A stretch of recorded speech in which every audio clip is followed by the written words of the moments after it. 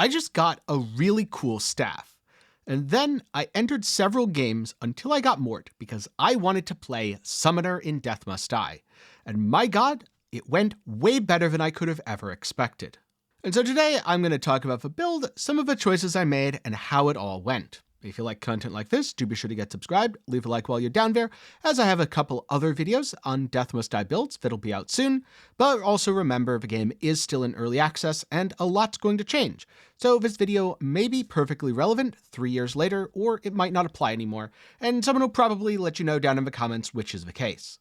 With that said, let's start by getting into things. So first up, the basic setup. I'm playing on Merris with Sign of a Summoner, so I get up to 220% summon damage by level 30. This means I'll want to reach level 30 or get very close if possible, so it's going to be quite handy if I can get blessings from time. Now, because I'm going for a summoner build, I will need Mort. That's not negotiable, as otherwise the build doesn't work. In terms of gearing, I have the Revision Trinket of Vigor. Most of these stats don't matter all that much. What does matter is it gives me an Onyx Dragon that is not only excellent for additional clear speed, but also does quite a bit of single target damage with summoner bonuses. That's not really what inspired me to play the build. I did get some summon damage gear, and that was quite nice. What really inspired me is the powerful Staff of Feast, where a green parrot fights alongside me, and does pretty darn respectable damage with high movement speed. This, combined with a dragon, should do a lot of damage early on that also goes into the late game, especially in the form of single target for a parrot and clear for the dragon. At least that was my plan going in. I then decided to take a dip and restart several times until I got a run that had Mort and also ideally time, with the third god being somewhat negotiable. Early on into this run, I got something really nice, +1 revival. Normally, having an additional revival is so powerful that it can make or break your run. But as it turns out, my build ended up being so good this wasn't relevant at all. I did end up picking up Mort as my primary god, then Time as my supporting god. But I also had Lady Justice, which ended up going very well for me. The reason that I wanted Mort, or I guess needed Mort, is I'm a summoner. So I had to have Necromancy and Ravens of Pestilence. I think if I was doing it again, Ravens of Pestilence are maybe a little bit more optional. They do a good job of picking off enemies here and there, but they don't really do that much damage until the enemy dies of a curse. Whereas the Necromancy is insanely powerful, it's the core of a build, and no, it's not optional in any way. If you don't have Mort, you can't really play this kind of summoner. There are some legendary boons available from both Summer and Winter which give you Dragon. They're awesome, but they feel more like set pieces, so unless you want to do a Mother of Dragons build with Summer, Winter, and Onyx, I don't think it's going to have more than roleplay value. On Time, I wanted Warp Strike and Summoner Warp Strike so that I can passively enhance my EXP gain by attacking, plus having the bounces was pretty nice. And then Summoner because, of course, that means I gain summon damage over time. On Justice, the thing that was standout is the Divine Shield. Temporary invulnerability, hell yeah, count me in, and that ended up being really good as I maxed it out and lowered the cooldown. So it's off to a really good start with my summons hard carrying in the early game. At 4 minutes, I did notice that my wave clear wasn't the best on the slimes, but since I'd picked up Divine Shield, it helped a lot with the hits that I was taking. The reason it's not great is the parrot's very good at killing one single thing. The skeletons can mob and absolutely destroy something when they surround it, but they move pretty slowly to a point where if you're not careful when dashing, you can completely outpace them. And the dragon, while awesome and having great AoE, is pretty limited because its attacks have a fairly long cooldown. So I decided to keep an eye out for and play carefully around mobs of enemies. On the other hand, at 7 minutes, the gargoyles absolutely melted. These are some of the fastest kill times I've gotten on the gargoyles, period, and definitely the fastest I've gotten on Merris on difficulty 30, which really shows the power of summoner builds now that the scaling's been fixed. As usual, the gargoyle that held still died the fastest, and the gargoyle that insists on moving around for no goddamn reason died a little bit more slowly. But either way, the boss fight felt fairly trivial, and I was able to continue on enhancing blessings, with the goal of getting as many levels as I could on Ravens and Necromancy. Since I didn't have to auto-attack, a lot of the time I wasn't auto-attacking. This way I could traverse the map more quickly and look for more bonuses. Surprisingly, I didn't find all that many summoning bonuses this time around, probably because they generate far more rarely than a lot of spell and attack bonuses. And also luckily that didn't seem to matter as my summons were doing so much damage that damage was never a concern. One thing I did notice when traveling was again that if I dashed too frequently, I would outrange my skeletons. And this is bad because my skeletons were a significant portion of my damage. So once larger groups of enemies started to appear, I slowed my movement speed down a bit, just so that I could keep in range, and also I was attacking a little bit here and there with Warp Strike since that generates extra experience. Divine Shield was definitely putting in work and absolutely saving me, especially on the 12-minute slime wave where I was completely overwhelmed. My skeletons were hitting for hundreds, but they move slowly and don't have a lot of AoE. So when enemies are rushing in from one direction, they can completely annihilate them. But if they're coming from all directions, it takes them a little bit, and you don't really want to be in the middle of a skeleton pack either, as you're probably going to take stray hits. So, overall, it wasn't the best, but it was working well. What really sold me on the build, though, beyond anything else, is the necromancer, because at 14 minutes, my minions absolutely destroyed him. This is the easiest necromancer kill I've ever had. Even on the most OP Warp Strike Nixie builds, I had a little bit of an awkward time, as if I wasn't careful, he would be able to shotgun me with all of his projectiles, despite my super high attack rate. Here, I didn't have to worry about any of that. I could just stand back, dodge projectiles at my leisure. I didn't really even have to attack to destroy them, and my skeletons surrounded him and beat him to death, exactly as should happen with an annoying necromancer that likes to lob fireballs at you. But from here, I knew things were going to get a lot more difficult, because my weakness was a lot of enemies and ranged enemies, and from 15 to 19 minutes there's a brutal amount of them.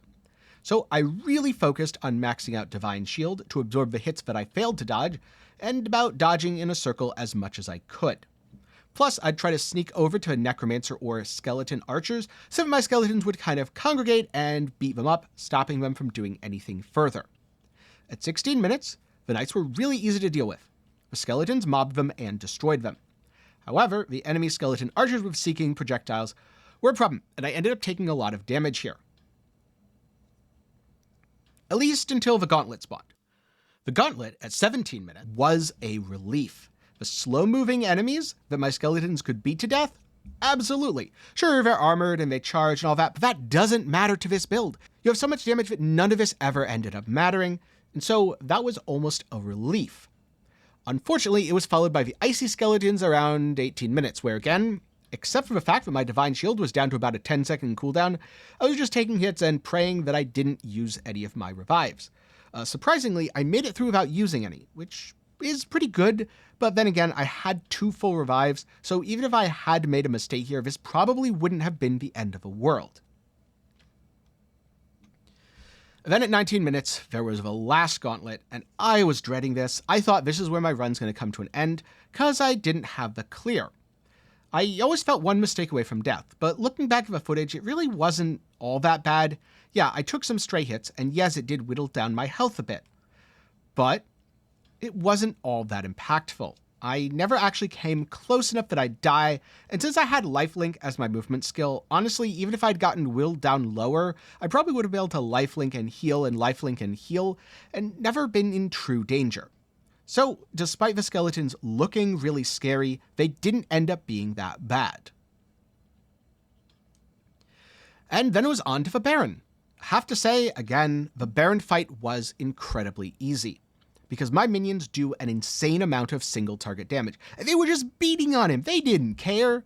Overall, for a difficulty 30 Baron, he got off relatively few abilities. There was one part that felt a little bit sketchy. That was where he got to summon some adds.